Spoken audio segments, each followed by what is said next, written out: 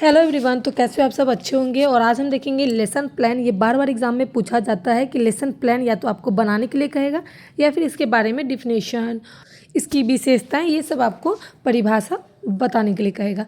तो मोस्टली जो है एग्ज़ाम में आपको लिखने के लिए ही कहता है, और कई कई एग्जाम पर अगर लिखने के लिए नहीं दिया तो पाठ्य योजना बनाने के लिए कहता है। तो पहले हम देखेंगे पाठ्य योजना क्या है। इसको साफ शब्दों में समझेंगे। पाठ्य योजना को हम लिखित योजना कहते हैं, यानी कि वो पहले से लिखा होता है। शिक्षक ने पहले से एक योजना तैयार की होती है कि हमें कक्षा में क्या पढ़ाना है, कैसे पढ़ाना है, बच्चे को कैसे समझाना है। सरल शब्दों में पाठ्य योजना पहले से ही बनाई जाती है, और एक पूर्व योजना को ही पाठ्य योजना हम कहते हैं। अब हम वैज्ञानिकों द्वारा जो है, मनोवैज्ञानिकों द्वारा जो कुछ परिभाषाएं देख लेते हैं। तो ज़्यादातर परिभाषा जो है वो बिंगन के अनुसार होता है कि पाठ्य योजना वह योजना है जो शिक्षक को कक्षा में शिक्षण के लिए दिशा प्रदान करती है। यानी कि जो शिक्षक है वो कक्षा में क्या पढ़ाने वाला है तो उसके लिए वो दिशा प्रदान करती है, इसलिए वो लिख करके लाती है कि हमें बच्चे को ये टॉपिक पढ़ाना है, इसमें ये क्वेश्चन पूछना है, और उसके बाद पूछने के बाद इस चीज़ को समझाना है, और फिर मौखिक टेस्ट वगैरह लेना है। तो ये एक योजना बना करके चलती हैं वो। उसके बाद देखेंगे कि पाठ्य योजना लिखने में कैसे होता है। जैसे समयबद्ध, यानी कि पाठ्य योजना निर्धारित होती है कि एक क्लास में 30 से 35 मिनट या फिर 35 से 40 मिनट बच्चे को दिया जाएगा। उसके बाद शिक्षण विधि समावेशी, यानी कि सभी बच्चे को इकट्ठा एक ही चीज़ पढ़ाना होता है और सभी बच्चों के अनुकूल पढ़ाना पड़ता है। कोई तेज़ है, कोई स्लो है, तो सबको अपने अपने अकॉर्डिंग सिखाना पड़ता है शिक्षक को। उसके बाद आता है मूल्यांकन पर आधारित। मूल्यांकन क्या है? इवैल्यूएशन, यानी कि छात्रों को जांच करना, यानी कि बीच बीच में मौखिक टेस्ट पूछ लिया, मौखिक प्रश्न पूछ लिया, उससे क्या होगा, बच्चा जो है इस चीज़ को उत्तर देता है और अच्छे से लिख पाता है।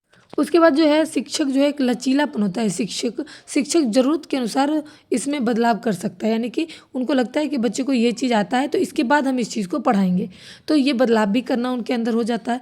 कोई बच्चा अगर कुछ नहीं जाना है तो उनको पहले बताते हैं फिर उनको सिखाते हैं, तो इस तरीके का एक लचीलापन होता है। शिक्षण सामग्री का उपयोग, जैसे कि अगर कोई शिक्षक कोई टॉपिक पढ़ा रहा है, चाहे पर्यावरण पढ़ा रहा है तो पेड़ पौधे के बारे में बताता है, या फिर अगर कोई जैसे गाड़ी गुड़ी के बारे में बता रहे हैं तो वो एक मॉडल तैयार करके ले जाएंगे। ये गाड़ी है, इसको हम ऐसे चलाएंगे, इसमें ये इंजन है, ये तेल भरने का चीज़ें हैं, तो ये सारी चीज़ें बताते हैं। चार्ट या मॉडल बना करके ले जाने से बच्चे को आसानी से सीख पाता है।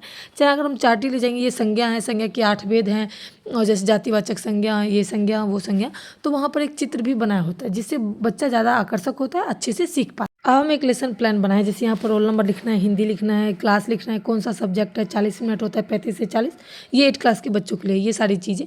अब सामान्य, विशिष्ट सामग्री, अनुदेशात्मक। विशिष्ट में क्या, चार्ट हो गया, ब्लैक बोर्ड हो गया, जो नेचुरल चीज़ें होती है वो। उसके बाद ये छात्र का लेखन कौशल कैसा है, श्रवण कौशल में विकास।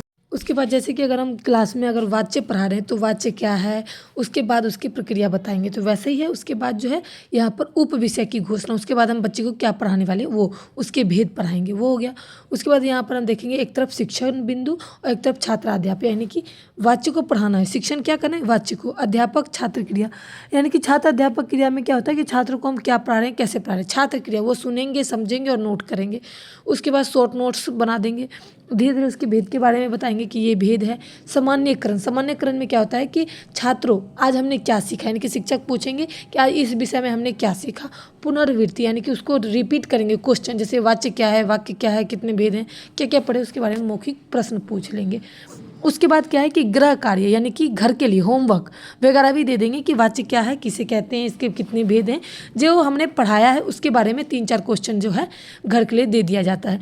तो ये एक तरह का पाठ्य योजना है। अगर अच्छे से एक पूरा पाठ्य योजना आपको देखना है तो कमेंट कर देना, मैं उसकी भी वीडियो आपको बना के दे दूंगी। और बाकी इसी तरीके से आपको एग्ज़ाम में लेसन प्लान बनाना है, और अगर क्या है, किसे कहते हैं, तो वो भी मैंने आपको बता दिया है।